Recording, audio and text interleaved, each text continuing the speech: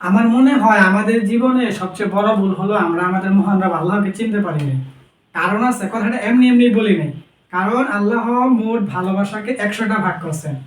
100টা ভাগ করে 1 ভাগ ভালোবাসা আল্লাহ পৃথিবীতে দিয়েছেন, আর বাকি 99টা ভাগ ভালোবাসা আল্লাহ নিজের কাছে রেখে দিয়েছেন। এইটা এইভাবে ভাবলে বোঝা যায় যে 99 ভাগ ভালোবাসা আল্লাহ আল্লাহর কাছে রেখে দিয়েছে, আর 1 ভাগ ভালোবাসা আল্লাহ পৃথিবীতে দিয়েছে। এইটা কি? এখন এইটা যদি আমরা একটু গভীরভাবে ভাবি তাহলে আমরা এটা বুঝতে পারবো যে আমরা কিন্তু দেখি যে এরকম হয় যে যখন মা কত আদর করে সন্তানকে। এমন এমন ঘটনা হয়েছে যে বন্যা হয়েছে, সবাই ডুবে মারা গেছে।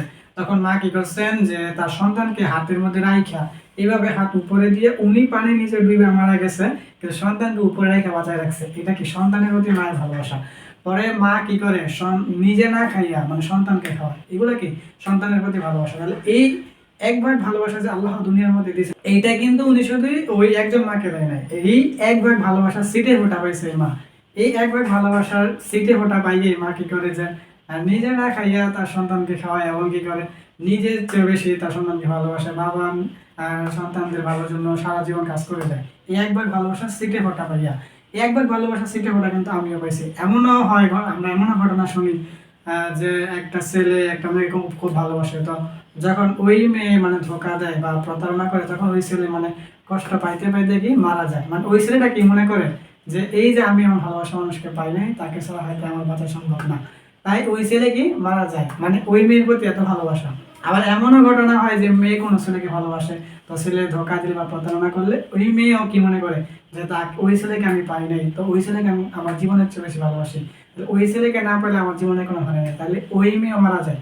তাইলে এই যে একটা ছেলে একটা মেয়ের জন্য মারা যাচ্ছে, একজন মেয়ে একজন ছেলের জন্য মারা যাচ্ছে, এই যে বাবা এত কিছু করছে, মা এত কিছু করছে, এগুলা কি সবই ভালোবাসা? এই ভালোবাসা কি 1 ভাগ ভালোবাসা? সবাই কিন্তু 1 ভাগ 1 ভাগ করে পায় নাই, 1 ভাগ ভালোবাসা সিটে ফোটা পাইছে। তাহলে এই 1 ভাগ ভালোবাসা সিটে ফোটা কিন্তু আমরাও পাইছি। তাইলে আল্লাহর কাছে কিন্তু বাকি 99 ভাগ ভালোবাসা আছে। তাহলে আমরা বাবা মা এই যে ছেলে বা মেয়ে যার কথাই বলি, আমরা 1 ভাগ ভালোবাসার সিটে ফোটা পাইয়া যদি আমরা একজনের জন্য আরেকজন এত কিছু করতে পারি, তাহলে যে আল্লাহ 99 ভাগ ভালোবাসা তার কাছে রেখেছে, তাহলে উনি আমাদেরকে কত ভালোবাসে।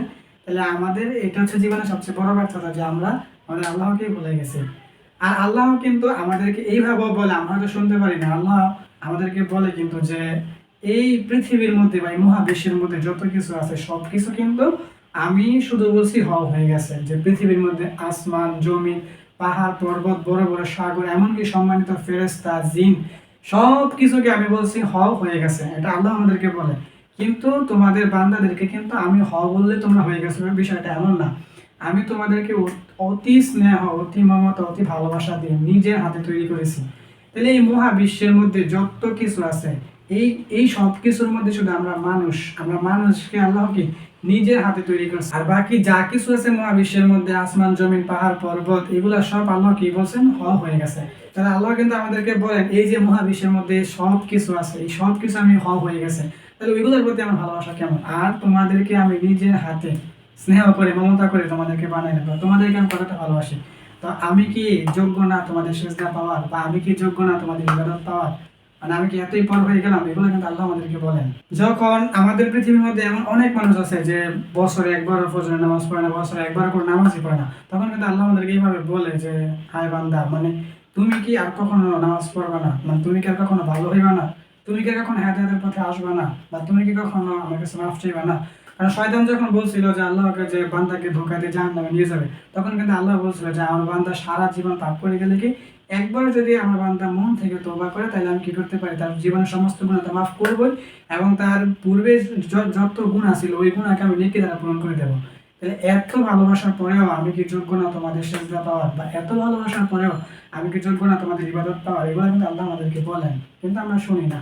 তাহলে এইটাই 1 ভাগ ভালোবাসার সিটে ফোটা পাই আমরা এত কিছু করতে পারি। যে আল্লাহ 99 ভাগ ভালোবাসা আমাদের জন্য রেখে দিয়েছেন, ওই আল্লাহ আমাদেরকে কতটা ভালোবাসেন। তাহলে আমাদের সবার উচিত আল্লাহর ইবাদত করা, এবং আমাদের উচিত এই ছোটখাটো কয়েকটা দোয়া আমাদের মনে রাখা এবং আল্লাহকে বেশি বেশি স্মরণ করা। যে রব্বি ইন্নী লিমা আনজালতা ইলাইয়া মিন খায়রিন ফাকির, যে হে আল্লাহ আপনি আমার উপর যে রহমত বর্ষণ করবেন, যে অনুগ্রহ বর্ষণ করবেন, তা পাওয়ার জন্য আমি ভিখারি হয়ে বসে আছি। বা আমরা আরেকটা দোয়া করতে পারি যে হাসবুনাল্লাহ ওয়া নি'মাল ওয়াকিল, আমাদের জন্য বা আমার জন্য আমার আল্লাহ যথেষ্ট। বা আমরা এই দোয়াটা করতে পারি, ইন্নী যাহিবুন ইলা রাব্বি সায়াহদিন, আমি চললাম আমার রবের পথে, নিশ্চয়ই তিনি আমাকে পথ দেখাবেন। আমরা এই দোয়াটা করতে পারি, আল্লাহুম্মা ইন্নাকা আফুন তুহিব্বুল আফওয়া ফা'ফু আন্নী, হে আল্লাহ আপনি দয়াশীল, আপনি ক্ষমা করাকে ভালোবাসেন, অতএব আমাকে ক্ষমা করুন।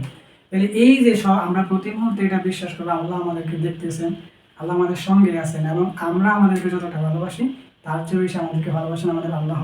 আল্লাহ প্রথমে আমাকে, তারপর আমাদের সবাইকে হিদায়াত দেখ, আমিন। আল্লাহ প্রথমে আমাকে, তারপর আমাদের সবাইকে মাফ করে দেখ, আমিন।